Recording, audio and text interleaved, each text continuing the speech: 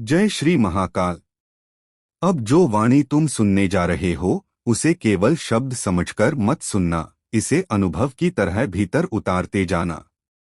यह कोई साधारण जानकारी नहीं है, यह उस मार्ग का वर्णन है जिस पर चलकर मनुष्य बाहरी आंखों से नहीं, भीतर की चेतना से देखने लगता है। इसी को दिव्य दृष्टि कहा गया है।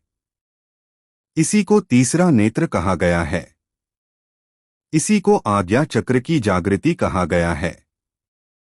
लेकिन सबसे पहले यह समझ लो कि दिव्य दृष्टि कोई जादू नहीं है, कोई तंत्र मंत्र का खेल नहीं है, और न ही यह किसी एक दिन में मिलने वाली वस्तु है।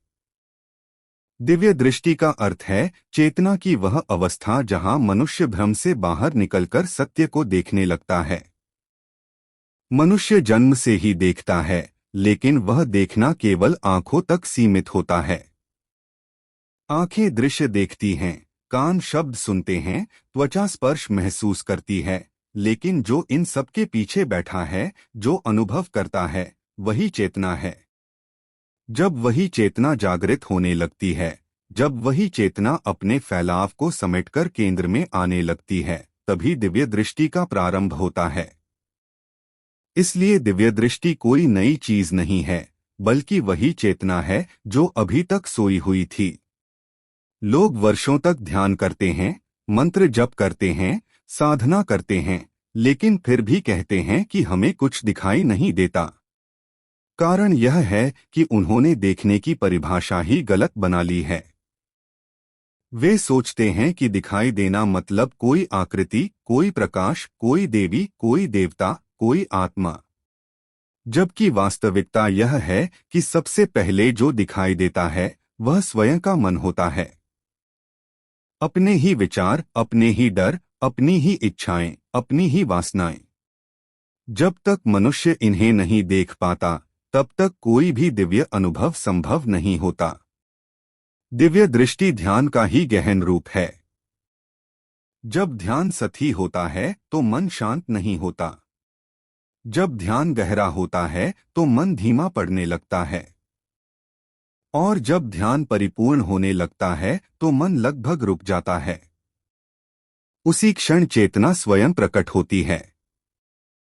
उसी क्षण भीतर एक स्पष्टता जन्म लेती है। उसी क्षण व्यक्ति समझने लगता है कि वह कौन है, क्या है और क्यों है। बहुत लोग यह प्रश्न करते हैं कि ध्यान करते समय आज्ञा चक्र पर दबाव क्यों महसूस होता है, वहां कंपन क्यों होता है, वहां दर्द क्यों होता है। इसका उत्तर बहुत सरल है। जिस स्थान पर वर्षों से चेतना निष्क्रिय पड़ी रही हो, वहां जब ऊर्जा का प्रवाह शुरू होता है तो शरीर प्रतिक्रिया देता है। जैसे वर्षों से बंद पड़े द्वार को जब पहली बार खोला जाता है तो आवाज आती है, वैसे ही चेतना के द्वार खुलने पर शरीर संकेत देता है। इससे डरने की आवश्यकता नहीं है, न ही इसे पकड़कर बैठ जाने की जरूरत है। जो हो रहा है होने दो। अब यह समझना जरूरी है कि दिव्य दृष्टि खुलना और दिव्य दृष्टि से देख पाना, ये दो अलग अवस्थाएं हैं। बहुत से लोगों की दिव्य दृष्टि खुल जाती है, लेकिन देखने की क्षमता विकसित नहीं होती, क्योंकि देखने के लिए मन का शांत होना आवश्यक है। यदि भीतर भय है, लालच है, जल्दी पाने की इच्छा है, तो चेतना स्पष्ट नहीं होती। चेतना जितनी शांत होती है, उतना ही स्पष्ट दिखाई देता है। दिव्य दृष्टि का वास्तविक उद्देश्य यह नहीं है कि तुम दूसरों की जिंदगी झांको, यह देखो कि कौन क्या सोच रहा है, कौन क्या कर रहा है। इसका उद्देश्य है स्वयं को समझना। जब स्वयं समझ में आने लगता है, तब संसार स्वतः ही समझ में आने लगता है। तब समस्याएं समस्या नहीं रह जाती, बल्कि प्रक्रियाएं बन जाती हैं। तब दुख दुख नहीं लगता, बल्कि सीख बन जाता है। अब प्रश्न आता है कि दिव्य दृष्टि क्यों नहीं खुल रही। इसका उत्तर है क्योंकि ध्यान बिखरा हुआ है। मन दिन भर संसार में फैला रहता है। काम, धन, संबंध, भय, भविष्य, अतीत, सब जगह चेतना बंटी हुई है। और उसी बंटी हुई चेतना से लोग दिव्य दृष्टि खोलना चाहते हैं। यह संभव नहीं है। पहले चेतना को समेटना होगा। जैसे नदी जब तक फैलती रहती है तब तक उसमें गहराई नहीं आती। जब वही नदी एक मार्ग में बहने लगती है तभी गहरी होती है। चेतना को समेटने के लिए किसी विशेष आसन, किसी कठिन विधि की आवश्यकता नहीं है। केवल प्रतिदिन कुछ समय स्वयं के साथ बैठना है। आंखें बंद करके, शरीर को स्थिर करके, सांस को सहज छोड़कर। सांस को बदलना नहीं है, बस देखना है। सांस भीतर जा रही है, बाहर आ रही है। विचार आएंगे, उन्हें जाने दो। कोई दृश्य आए, उसे जाने दो। कोई अनुभव आए, उसे भी जाने दो। यही ध्यान है। शब्दों का प्रयोग केवल सहारा है। शब्द स्वयं में साधना नहीं है। यदि शब्दों को बिना अनुभव के दोहराया जाए तो वे केवल ध्वनि बनकर रह जाते हैं। लेकिन यदि शब्द भीतर उतर जाएं, तो वही शब्द चेतना को दिशा देने लगते हैं। इसलिए शब्दों का चयन बहुत सीमित होना चाहिए। अधिक शब्द मन को थका देते हैं। यदि शब्दों का प्रयोग करना है तो वर्तमान काल में करो, क्योंकि चेतना हमेशा वर्तमान में रहती है। भविष्य में रखे गए शब्द मन को भटकाते हैं। इसलिए यह कहना कि मेरी दिव्य दृष्टि खुलेगी एक इच्छा है, लेकिन यह कहना कि मेरी दिव्य दृष्टि जागृत है एक अनुभव की दिशा है। इन शब्दों को जोर से नहीं बोलना है। इन्हें भीतर धीमे धीमे अनुभव के साथ दोहराना है। दिन में केवल 3 से 5 मिनट पर्याप्त हैं। उससे अधिक समय भी किया जा सकता है, लेकिन शुरुआत में कम समय अधिक प्रभावी होता है, क्योंकि कम समय में मन जल्दी शांत होता है। लंबे समय में मन थक जाता है। निरंतरता अधिक महत्वपूर्ण है। प्रतिदिन एक ही समय पर बैठना, एक ही स्थान पर बैठना, यही साधना को गहरा बनाता है। यह भी समझ लो कि दिव्य दृष्टि का अर्थ यह नहीं है कि जीवन की सारी समस्याएं एकदम समाप्त हो जाएंगी, लेकिन यह अवश्य होगा कि समस्याओं को देखने का नजरिया बदल जाएगा। जहां पहले डर था वहां समझ आ जाएगी।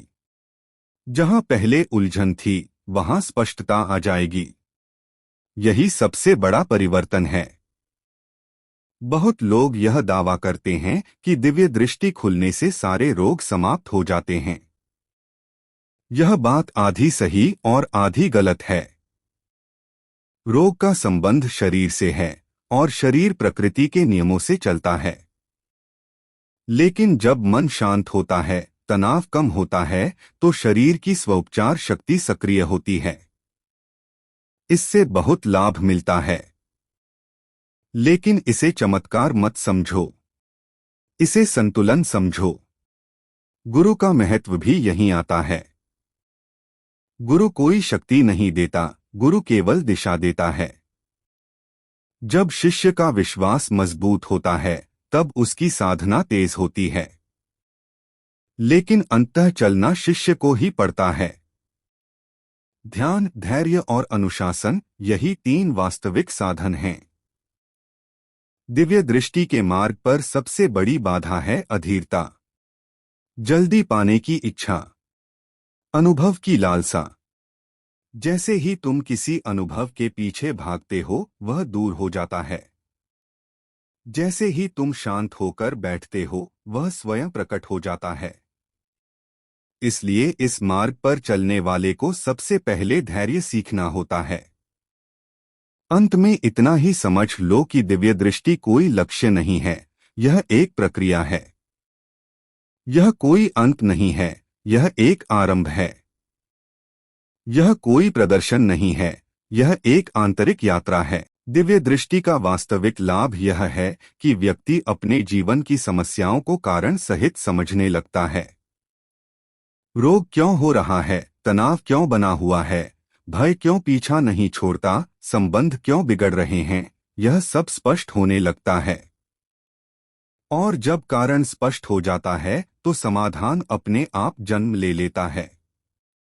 यही कारण है कि शास्त्रों में कहा गया है, अज्ञान ही दुख का मूल है। यह समझ लेना बहुत जरूरी है कि दिव्य दृष्टि कोई रोग निवारण की दवा नहीं है, लेकिन जब मन शांत होता है तो शरीर स्वयं संतुलन की ओर बढ़ता है। तनाव घटता है, नींद सुधरती है, भीतर की घबराहट कम होती है। यही स्वास्थ्य का आधार है। इसलिए ध्यान को कभी चिकित्सा का विकल्प न बनाएं, बल्कि जीवन को संतुलित करने का माध्यम बनाएं। गुरु की भूमिका भी यही समझ में आती है। गुरु कोई चमत्कार नहीं करता, वह केवल दिशा दिखाता है।